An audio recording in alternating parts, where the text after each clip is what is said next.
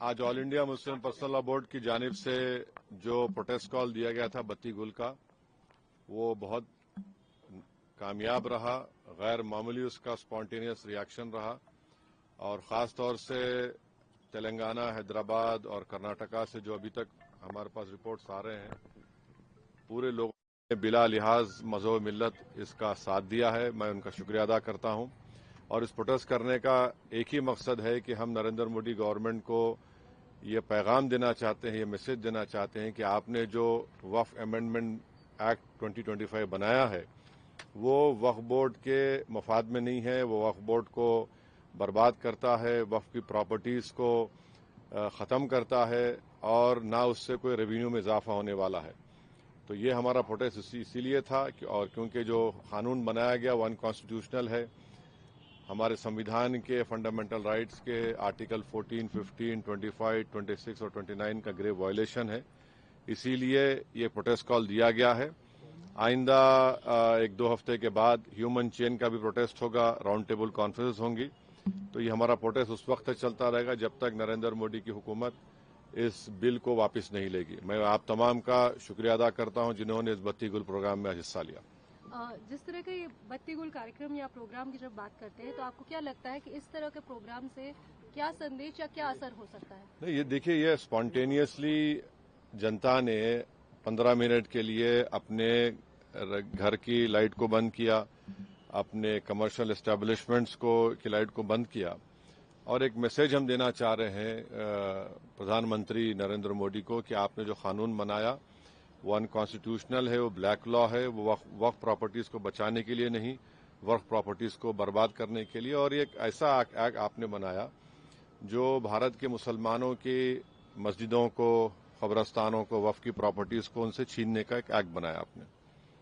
جس طرح کا بھی ماحول بنا ہوا ہے دیش میں، آتنکوادی جو گھٹنا ہوئی ہے آپ نے بھی اس کو کنڈیم کیا ہے، لیکن ایسے حالات میں آپ کو لگتا ہے کہ دیش میں اگر اندرونی طور پر اس طریقے سے ویرودھ ہوگا؟ نہیں، دیکھیے جہاں تک پہلگام میں جو ہوا ہے اس کو تو ہم آؤٹ رائٹلی کنڈیم کر رہے ہیں اور کرتے رہیں گے. اور ہم نے اس ٹیررسٹ ایکٹ کو ذمہ دار پاکستان کی اسٹیبلشمنٹ، پاکستان کی سرکار کو کھڑایا ہے، اور انہی کی پوری سرپرستی میں، انہی کی تائید، انہی کے سپورٹ اور فائنینشیل سپورٹ سے، ملٹری ٹریننگ سے وہ آتنکوادی پاکستان سے بارڈر کراس کر کے پہلگام تک آئے، اور وہاں پر انہوں نے 26 ٹورسٹ کو جان لی.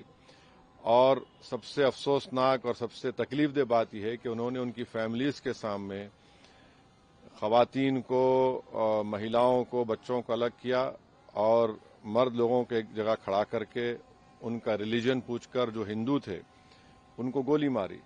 تو وہ تو کنڈیمنیبل ہے، اس پر کوئی ڈسکشن ہونے کی ضرورت بھی نہیں ہے. جہاں تک ہمارا یہ پروٹیسٹ ہے اس قانون کے خلاف، وہ تو ایک آن گوئنگ پروٹیسٹ تھا. اور آپ کو معلوم ہوگا کہ آل انڈیا مسلم پرسنل لا بورڈ نے اس ٹیررسٹ ایکٹ کو کنڈیم کیا، اور قریب 3 دن تک ہم نے اپنے پروٹیسٹ کو روک کے رکھا. تو یہ پہلے سے طے شدہ پروگرام ہے. جہاں تک دیش کی اکھنڈتا، دیش کی انٹیگریٹی کی بات آئے گی، اس میں تو کوئی کمپرومائز نہیں ہو سکتا. سر، آج کی سب سے بڑی خبر caste census, national caste census, اس پہ آپ کا کیا کہنا ہے؟ آپ نے دھنیواد بھی دیا ہے، ایک طرف کریڈٹ لینے کی بات ہو رہی ہے، ایک طرف بی جے پی کہہ رہی ہے کہ تو میں آپ سے ریکویسٹ کروں، کل صبح بات کریں گے نا، اپن آرام سے بات کریں گے. ٹھیک ہے سر، آپ کا روڈ میپ کیا رہے گا آگے کے لیے؟ اب جو آل انڈیا مسلم پرسنل لا بورڈ کا پروگرام ہے کہ نیکسٹ منتھ مئی میں ایسے ہی ایک ٹائم پر دن میں ایک ہیومن چین بنائی جائے گی اس وقف امینڈمنٹ ایکٹ کے خلاف، اور پھر راؤنڈ ٹیبل کانفرنسز بھی ہوں گی. تو بقرعید سے پہلے 6 جون تک یہ پروٹیسٹ پروگرام چلے گا. بعد کا پروگرام آل انڈیا مسلم پرسنل لا بورڈ طے کرے گی. کانگریس اپنی طرف سے جو ہے آندولن کر رہی ہے، پروٹیسٹ کر رہی ہے، تو کیا ایم آئی ایم کی طرف سے کیا آندولن کر رہی ہے؟ جیسے وہ اندرا پارک میں بھی ایک پروٹیسٹ کرنا چاہ رہے تھے، اور کس بارے میں؟ اسی کو لے کر. تو اب ہر ایک کر سکتا کیا ہے. ایم آئی ایم بھی ایسا کچھ پلان کری ہے؟ نہیں، دیکھیے ہمارا جو پروٹیسٹ پروگرام ہے وہ آل انڈیا مسلم پرسنل لا بورڈ کے ہی ان کے انسٹرکشنز پر، ان کے ساتھ ہم پروگرام کر رہے ہیں.